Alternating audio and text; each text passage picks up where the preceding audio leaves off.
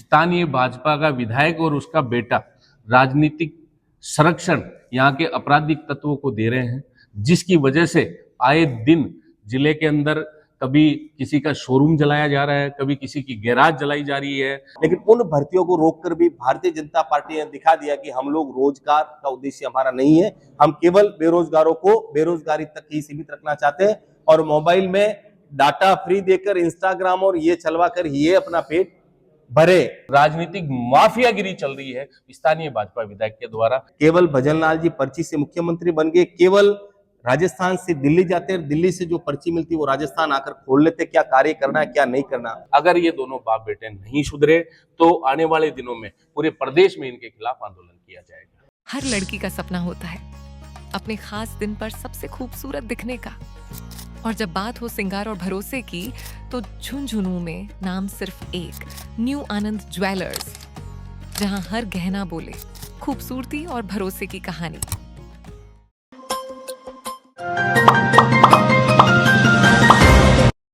पत्रकार बंधुओं का आज की इस पत्रकार वार्ता में बहुत बहुत स्वागत और अभिनंदन। आज की इस विशेष पत्रकार वार्ता में हमारे साथ मौजूद है झुंझुनू जिलाध्यक्ष भाई सुनील जी, मेरे साथी प्रदेश में जयदत्त जी, विधानसभा के अध्यक्ष भाई अनूप जी।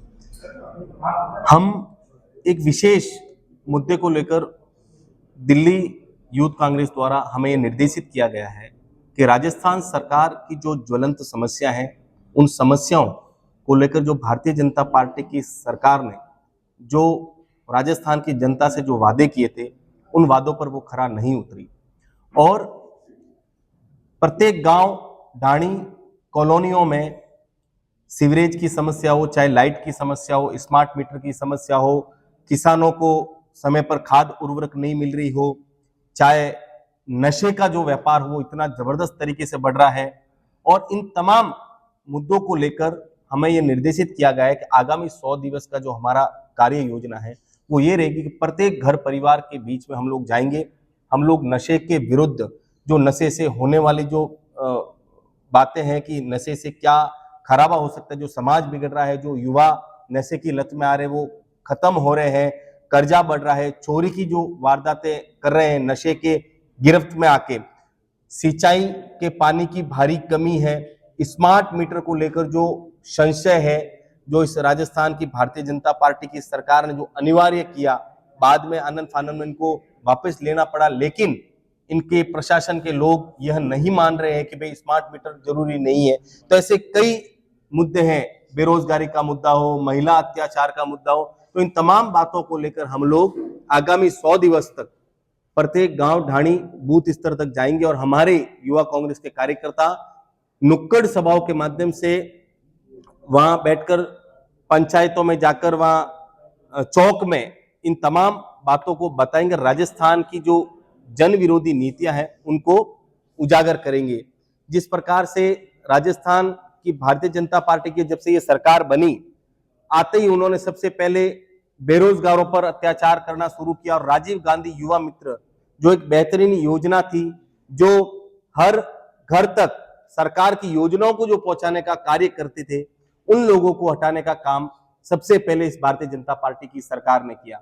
उसके बाद महात्मा गांधी प्रेरक भर्तियां, जो 50,000 भर्तियां थी, वे भी सरकार की योजनाओं को हर घर तक पहुंचाने का काम करते, लेकिन उन भर्तियों को रोककर भी भारतीय जनता पार्टी ने दिखा दिया कि हम लोग रोजगार का उद्देश्य हमारा नहीं है, हम केवल बेरोजगारों को बेरोजगारी तक ही सीमित रखना चाहते हैं और मोबाइल में डाटा फ्री देकर इंस्टाग्राम और ये चलवा कर ये अपना पेट भरे। महिला अत्याचार की बात करें तो पूरे राजस्थान के अंदर 2023 से लेकर 2025 चल रहा है, इन दरमियान 15,000 प्लस मुकदमे बलात्कार के इस राजस्थान की सरकार में दर्ज हुए हैं और अपन लोग 2025 के जनवरी से लेकर जून तक के यदि आंकड़े लाते हैं तो 2,966 बलात्कार के मुकदमे पूरे इस राजस्थान में दर्ज हो चुके हैं। भारतीय जनता पार्टी की सरकार में काम का कोई मोल नहीं है, न ये काम करा रहे, केवल भजनलाल जी पर्ची से मुख्यमंत्री बन गए, केवल राजस्थान से दिल्ली जाते हैं, दिल्ली से जो पर्ची मिलती है वो राजस्थान आकर खोल लेते, क्या कार्य करना है क्या नहीं करना। हालिया आपने देखा होगा कि यहाँ के चीफ मिनिस्टर और पंत के बीच में किस प्रकार सा जो मेल जोल था वो नहीं बना और आखिरकार पंत जी को जाना पड़ा और उनके स्थान पर किसी अन्य को यहाँ पर केंद्र सरकार ने भेजा। हमारी जो योजना थी स्वास्थ्य को लेकर, जो पूर्व मुख्यमंत्री आदरणीय अशोक गहलोत साहब ने जो योजना चलाई, स्वास्थ्य बीमा योजना, वह योजना किसी व्यक्ति के लिए पर्सनल नहीं चलाई थी, वो आम जनता और गरीब दलित तबके, कुचले जो पिछड़े लोग थे उनके लिए ये योजनाएं थी। लेकिन भारतीय जनता पार्टी की सरकार ने आते ही सबसे पहले उस योजना को बंद करने का काम किया।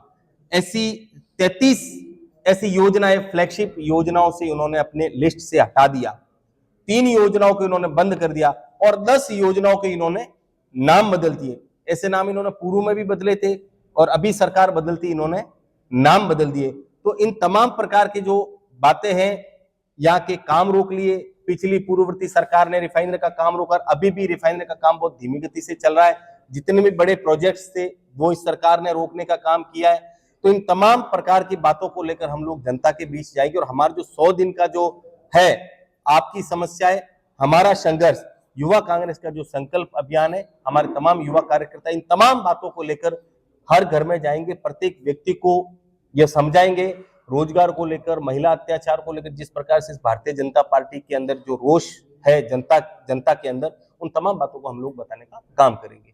ये हमारी मुख्य योजना है। सबसे पहले तो मैं आपका स्वागत करता हूं, अभिनंदन करता हूं। मैं आप लोगों के माध्यम से, मैं सुनील जादेड़िया, यूथ कांग्रेस जिलाध्यक्ष, आप तमाम पत्रकार साथियों के माध्यम से बहुत ही गंभीर आरोप हमारे झुंझुनू के स्थानीय भाजपा के विधायक और उसके बेटे पे लगाने जा रहा हूं। सबसे पहली बात कि स्थानीय भाजपा का विधायक और उसका बेटा राजनीतिक संरक्षण यहाँ के आपराधिक तत्वों को दे रहे हैं, जिसकी वजह से आए दिन जिले के अंदर कभी किसी का शोरूम जलाया जा रहा है, कभी किसी की गैराज जलाई जा रही है, कभी दिन दहाड़े यहाँ पे मर्डर हो रहे हैं, दिन दहाड़े लोगों के अपहरण हो रहे हैं।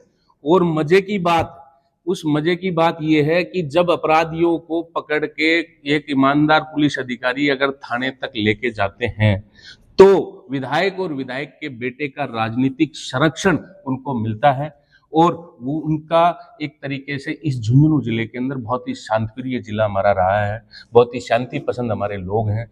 वहाँ एक राजनीतिक माफियागिरी चल रही है स्थानीय भाजपा विधायक के द्वारा, तो उसके खिलाफ और उसके हमने एक सांकेतिक पुतला दहन का कार्यक्रम आज यहाँ कलेक्ट्रेट पे किया है। उस आप लोगों के माध्यम से हम एक चेतावनी और देना चाहते हैं कि झुंझुनू युवा कांग्रेस उनके कारनामों को पूरे प्रदेश के अंदर उजागर करने का काम करेगी। अगर ये दोनों बाप बेटे नहीं सुधरे तो आने वाले दिनों में पूरे प्रदेश में इनके खिलाफ आंदोलन किया जाएगा। दूसरा एक गंभीर मुद्दा मैं आपके बीच और लेना चाहता हूं। आज बीडीके हॉस्पिटल और मेडिकल कॉलेज के प्रिंसिपल, बीडीके हॉस्पिटल के पीएमओ और मेडिकल कॉलेज के प्रिंसिपल के बीच की जो अदावत है वो जगजाहिर है। दोनों एक दूसरे को लेटर खेल रहे हैं। इनकी वजह से झुंझुनू की चिकित्सा व्यवस्था है वो चरमरा चुकी है और उसके लिए मैं आपके बीच में 1-2 एविडेंस भी लेके आया हूँ। जो प्रिंसिपल है जिसके पास में कोई योग्यता नहीं है कि वो इस राजमेश की जो योग्यता है, एनएमसी की जो योग्यता है, उस योग्यता को वो निर्धारित नहीं है, ना उसके पास प्रोफेसर है। प्रोफेसर के लिए 5 साल का अनुभव चाहिए तब जाके प्रिंसिपल बनता है, जिसको लेके भास्कर ने ये है अगस्त की है, तब ये कहा था कि भाई इनको हटा दिया जाएगा। आज भी वो की वो स्थिति है। दूसरी बात, बीडीके हॉस्पिटल के अंदर कमीशन-खोरी का खेल चल रहा है। स्टाफ, सलीके का जो नर्स है, सलीके का जो डॉक्टर है, वो अगर इनकी शिकायत करता है तो विधायक के द्वारा उनको धमकाया जाता है, ट्रांसफर करने की धमकी दी जाती है। इसके बीच में आपको एक तीसरी, ये तीनों एविडेंस मैं आपके बीच में दिखाना चाहता हूँ। मेडिकल कॉलेज की क्या स्थितियां हैं जो आपसे छुपी हुई नहीं है। ये सेवारत डॉक्टरों का एक लेटर है जो वो प्रिंसिपल की शिकायत करते हुए लिख रहे हैं, जिसमें 17 या 18 कम से कम डॉक्टरों के साइन है और ये लोग प्रिंसिपल की शिकायत कर रहे हैं। इतने उद्दंड प्रिंसिपल जिसके पास योग्यता नहीं है, उसका क्या काम है मेडिकल कॉलेज में? लेकिन स्थानीय विधायक की सह पे वो यहाँ पे बैठे। तीसरा, हमारे युवाओं का जो खेल को लेके हमारी पूर्ववर्ती कांग्रेस सरकार ने खेल को लेके खूब योजनाएं लेके आई। 2% कोटा नौकरियों के अंदर दिया। आज श्रवण जयंती खेल स्टेडियम झुंझुनू के अंदर क्या स्थितियां हैं? खेल अधिकारी और स्थानीय विधायक के द्वारा फर्जी कोच लगाए जा रहे हैं, जिसको क्रिकेट नहीं आती उसको क्रिकेट का कोच लगाया जा रहा है, जिसको वॉलीबॉल नहीं आता उसको वॉलीबॉल का कोच लगाया, जो खेल ही खेलना नहीं आता जिस कोच को, और वो तनख्वाह उठा रहे हैं, राजकोष को घाटा दे रहे हैं, और सिर्फ इस स्थानीय विधायक की सेब पे हो रहा है।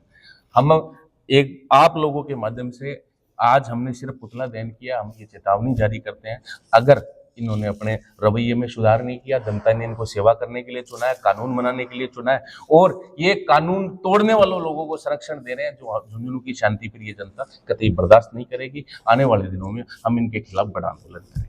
बहुत बहुत धन्यवाद।